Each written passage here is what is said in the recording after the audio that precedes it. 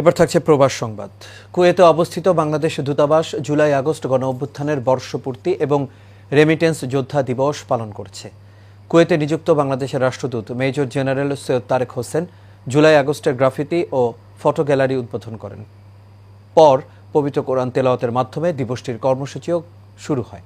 এ সময় আরও উপস্থিত ছিলেন দূতাবাসের কর্মকর্তাবৃন্দ, কুয়েত প্রবাসী বাংলাদেশি ব্যক্তিবর্গ, বিভিন্ন সামাজিক ও সাংস্কৃতিক সংগঠনের সদস্যবৃন্দ এবং বিভিন্ন প্রিন্ট ও ইলেকট্রনিক মিডিয়ার সাংবাদিকবৃন্দ।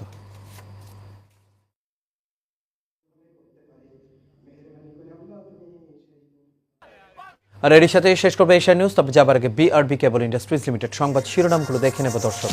আরও একটা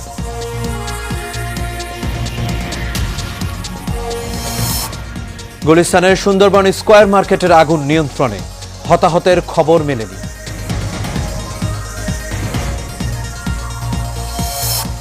আওয়ামী লীগ অপকর্ম করতে চাইলে কোনোভাবেই ছাড় পাবে না, স্বরাষ্ট্র উপদেষ্টা।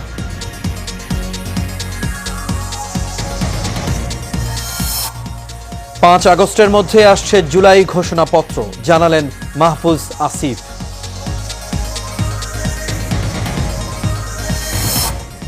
এবং যুক্তরাষ্ট্রে অবৈধভাবে অবস্থানের অভিযোগে 39 বাংলাদেশিকে দেশে ফেরত পাঠালো ট্রাম্প প্রশাসন।